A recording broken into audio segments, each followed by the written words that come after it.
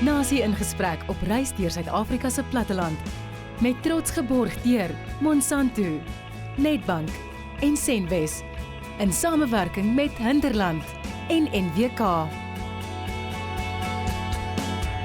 Nasie in gesprek, jou gespreksgenoot.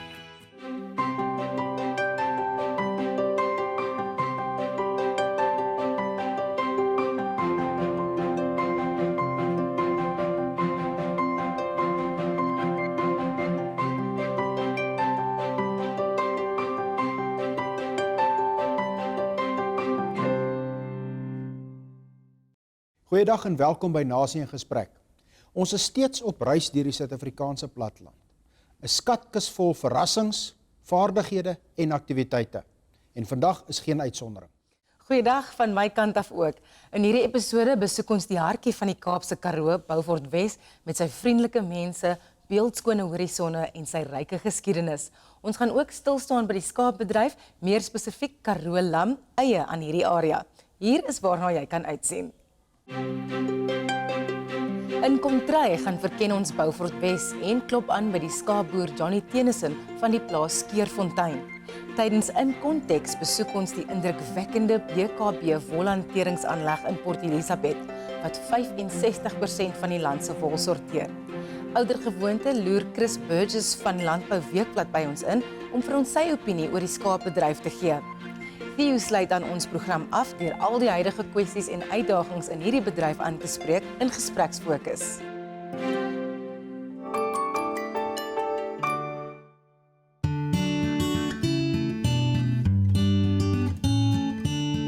Beaufort Wes is nie net bekend as gevolg van die gewilde Gert Vloknel liedjie nie.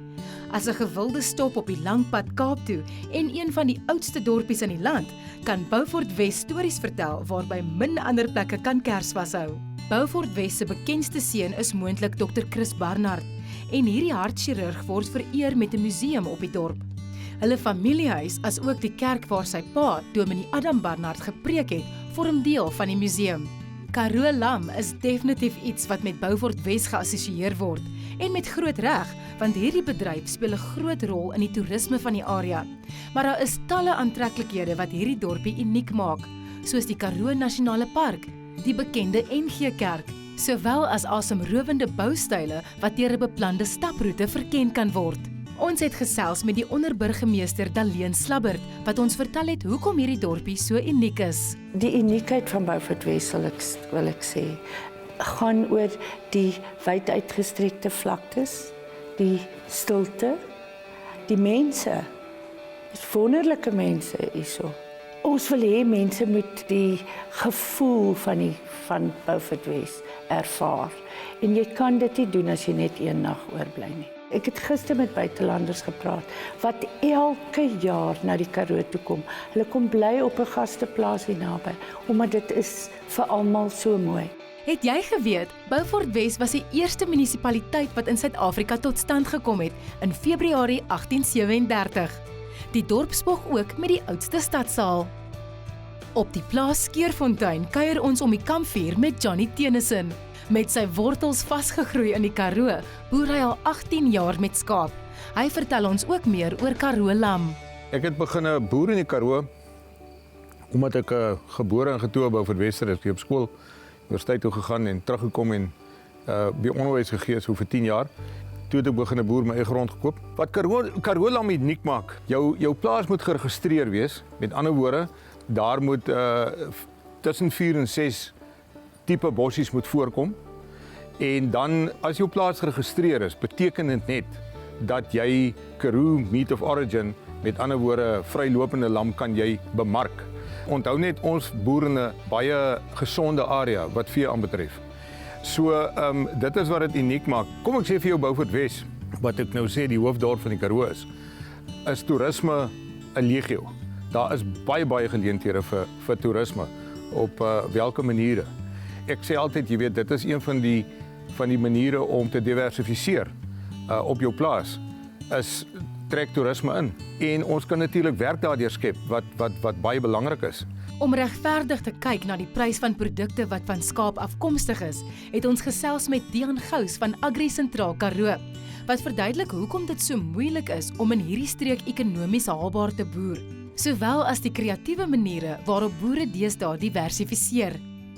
Om ekonomies haalbaar te boer in die Karoo is geweldig uitdagend op hierdie stadium. Ek meen, ons landbouers, produsente sit met geweldige onkostes. Byvoorbeeld energie is 'n groot probleem. Ek wil amper sê tot 52% van sy onkostes is net kragverbruik. Daar is natuurlijk geweldig ander insetkostes ook. Ek meen, jy vat jou gifstowwe wat die boere hier moet toedien vir hulle vee en so aan. Ons sit natuurlijk in die Karoo met 'n produk soos Karoo lam, waar die boer dan byvoorbeeld 'n prys kry, kom ons sê tussen 50 en 60 rand per kilogram. Daardie selfe produk word verhandel in die mark daar buite tot en met 180 rand per kilogram. So daar sal beslis moet gekyk word na die balans tussen dit wat die boer ontvang en dit wat in die mark verhandel word. Gelukkig is boere deesdae baie kreatief en ons kry dit al meer dat van boerdery oorgeskakel word na wildboerdery.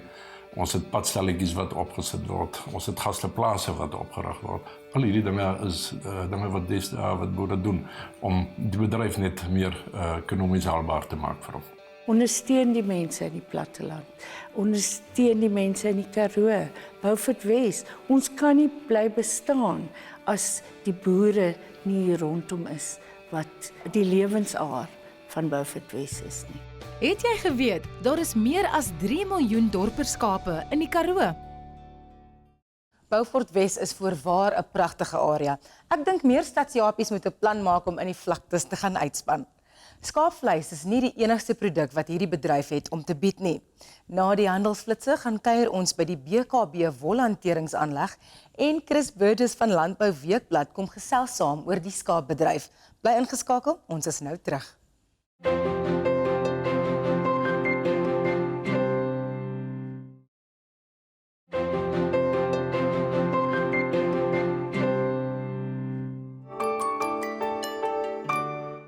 Welkom terug by Nasie in Gesprek. Onthou asseblief om ook jou mening te lig, gesels saam op Twitter en Facebook.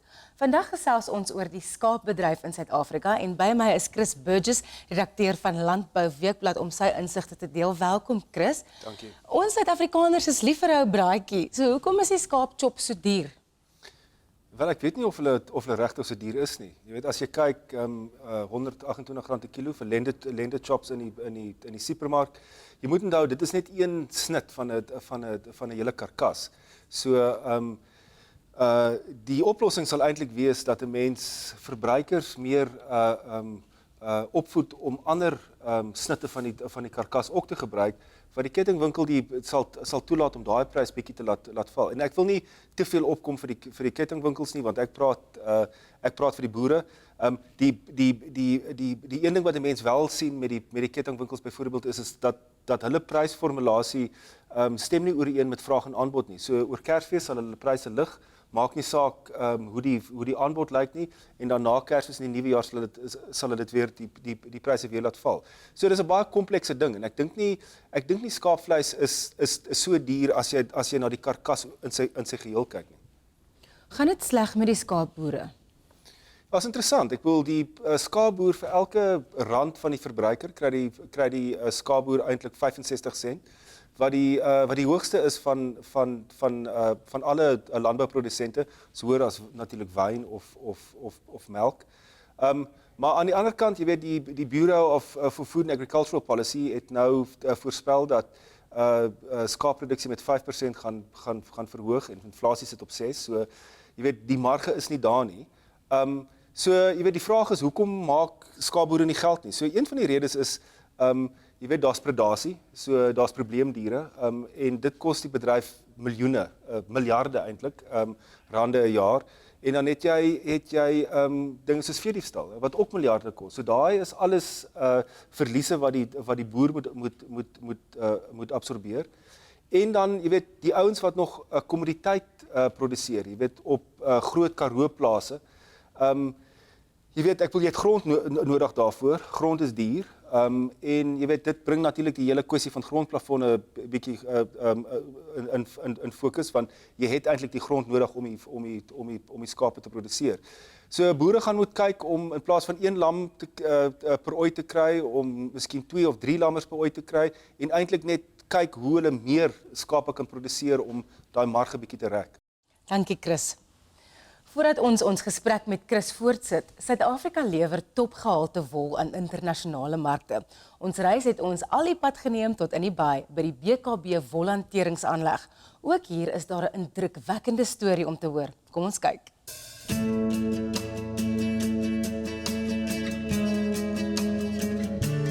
Die BKB wolhanteringsaanleg in Port Elizabeth, waar ongeveer 65% van die skaapwol in Suid-Afrika gesorteer word, bied interessante insig tot die skaapwolbedryf.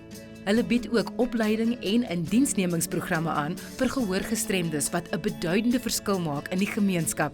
Ons is die grootste makelaar van wol in Suid-Afrika en ons hanteer die meeste wolprodusente se wol vir hulle waar ons dit weekliks op internasionale wolveilings verkoop en dan verskeep wêreldwyd. Die behoefte in ons wolkant het ontstaan dat ons al hoe meer van die sortering van wol hier plaaslik in Port Elizabeth behartig. BKB het 'n opheffingsprojek begin waar ons gekyk het na gehoorgestremde mense en dan nou is dames baie goed met die sortering van wol omdat hulle aanvoeling vir die produk eintlik beter as die van ons mans is. Dan is daar ook dan nou geleentheid vir mense wat in die verlede nie so gereedelik werk kon bekom nie, om hierdie werk te skep vir mense wat spesifiek gehoorgestremde mense, want reeds hulle aanvoeling en daardie sintuig is so goed ontwikkel teenoor ons mense wat wel kan hoor.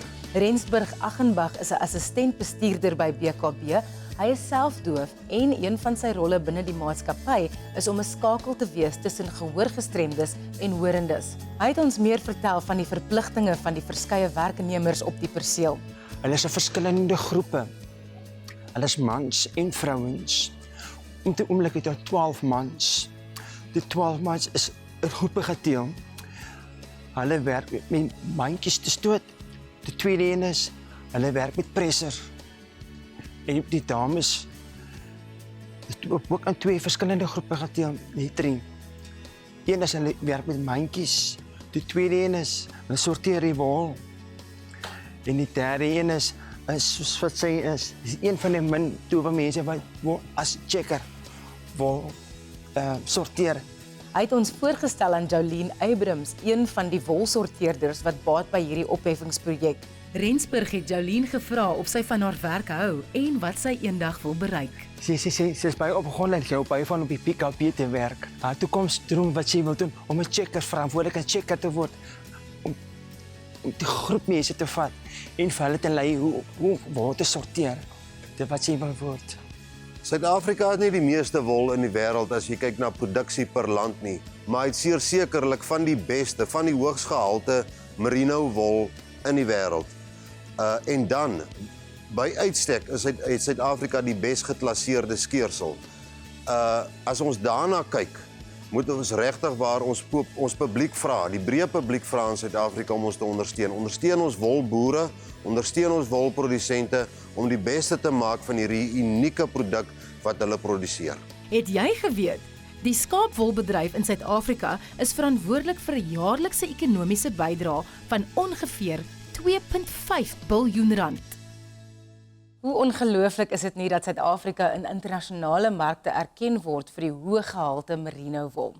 Chris, terug na jou. Gee vir ons jou insigte oor die wolbedryf. Ja, dis 'n baie mooi landboustorie. Internasionaal is daar omtrent 25 miljoen kilogram tekort aan kleedwol. Dis omtrent die helfte van wat ons in 'n goeie jaar produseer. Ons grootste mededingers of die grootste produsent van wol, Australië, hulle bedryf is besig om te kwyn, droogtes en baie dierarbeid. So daar's groot potensiaal en wel vir ons wolboere. En natuurlik die feit dat wol word beskou as 'n groenproduk, as 'n groenvesel. So dit is regtig so van in die regte marksegment. En dan natuurlik, jy weet, wol begin weer herontdek word. Jy weet, Nike het 'n hele klere reeks, sportklere reeks wat hulle nou van wol maak. So daar's regtig 'n blink toekoms vir die bedryf en natuurlik die wisselkoers help natuurlik ook. Hoe help die wolbedryf om te bou aan die nuwe Suid-Afrika? Ja, dis 'n baie mooi storie. Ek bedoel die wit en swart boere wat al vir jare saamwerk en dis nogal interessant, die nasionale wolkwekers het deesdae meer swart lede as wit lede. En hoe dit werk is dat die kommersiële boere of skenk of verkoop ramme teen 'n natuurlik 'n groot afslagprys aan die swart kommunale boere wat in die voormalige tuislande boer en hierdie meerwaardige genetika help dat die swart boere dan meer en beter wol verkoop en hierdie wol word dan weer in internasionale markte verkoop deur ons waardeketting deur ouens soos BKB en CMW. En dit is 'n fantastiese storie van kommunale ouens wat skielik 'n uitvoerproduk produseer. Die laaste keer toe ek gekyk het hulle daai 20.000 boere 253 miljoen rand verdien. Baie dankie Chris, altyd interessant om met jou te praat en ons praat weer volgende week met jou. Baie dankie. Na die handelsflitse neem Theo die gesprek vorentoe in Gespreksfokus.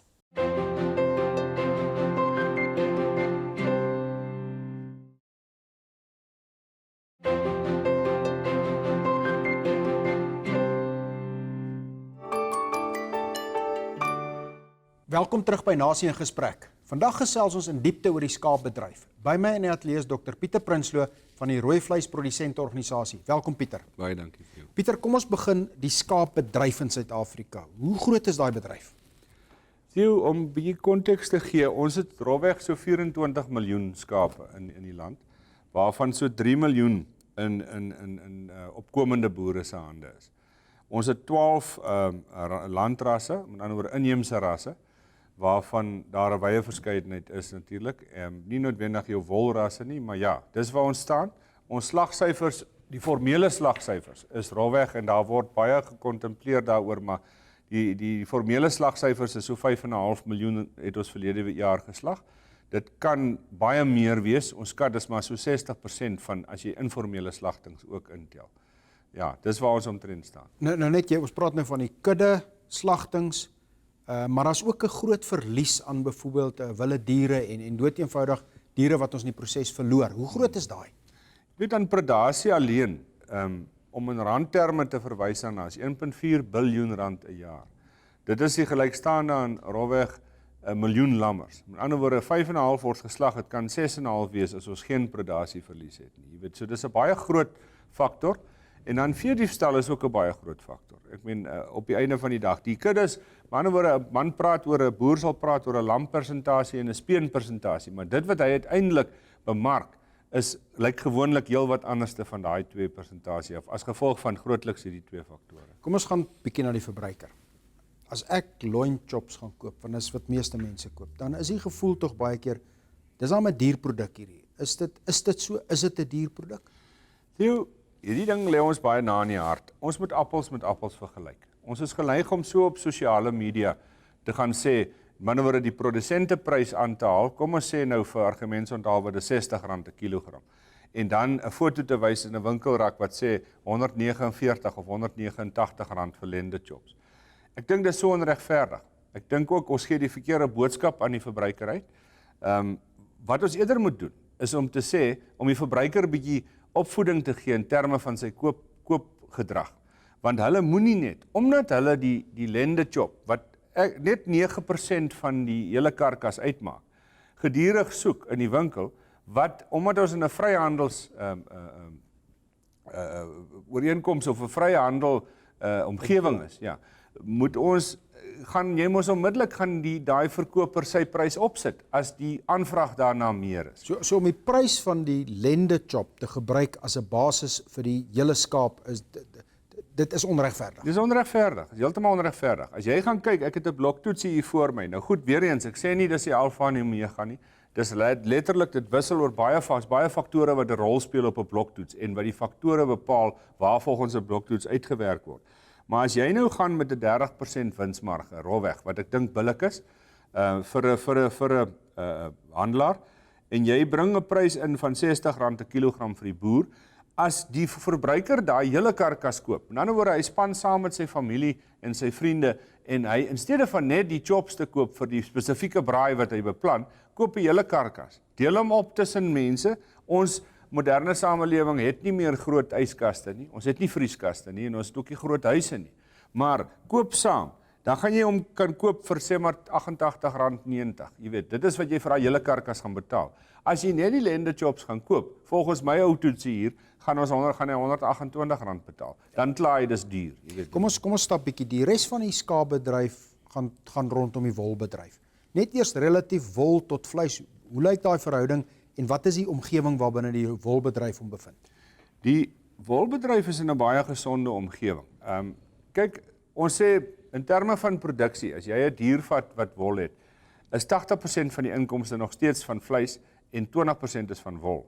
Maar omdat wol in 'n uitvoer kommoditeit is, wat ons hele wolskeersel word jaarliks uitgevoer, hy word nie eens gewas nie, daar's onlangs nou begin met wasserye in ons land op klein skaal, wat wasserye en wewery. Dit was vroeër klompie jare gelede is dit gedoen, maar dit is gestaak. Ons kry, wanneer die rand dan nou verswak, dan glimlag die wolboere, want dan styg die wolprys, jy weet. So dit is baie, baie gemaklik om in so 'n kommoditeit te hê, en hy help ons baie. En ons wil inteendeel bietjie begin kyk na, om in die mark voor te stel, dat ons meer na 'n skaapmark toe beweeg. Met ander woorde, ons slag nie soveel lammers nie. Die prysstruktuur en die klassifikasiesisteem wat ons tans het, bevoordeel die produksie van lammers. So, as ons gaan na 'n ouer skaap, en ons kan beding miskien met die mark, dat ons 'n ouer skaap wat ons 2-3 keer skeer, gaan dit ook die boere in 'n baie beter posisie plaas. Kom ek daag jou uit, 'n 2-tand skaap moet lekkerder wees as enige lam, is dit nie so nie? Hy is so. Dis vir 'n feit. Ons boere, jy kan met enige boer praat, ek en my seun is saam in 'n familieboerdery, as ons vir ons gesinne slag, wat slag ons? 'n 2 of 'n 4-tand hamel, dit is wat ons slag. Baie dankie Pieter. Maar goed, ons advies is, koop vir jou 'n ribbietjie van 'n 2-tand skaap en geniet hom. Mooi loop, tot volgende week. Dankie Theo, interessante insigte oor die skaapbedryf vanaf Beaufort Wes tot in die Baai. Volgende week neem die pad ons na die Oos-Kaap met 'n kykie na die melkbedryf.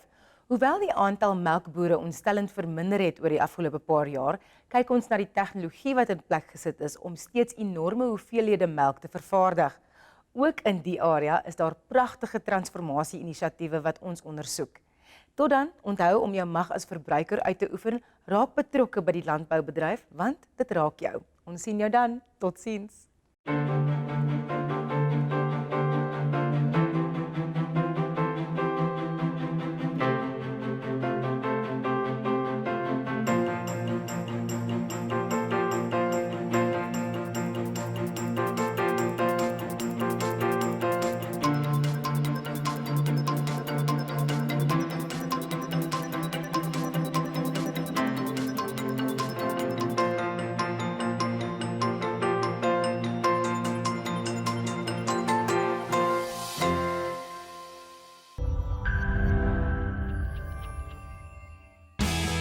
Nasie in gesprek op reis deur Suid-Afrika se platteland.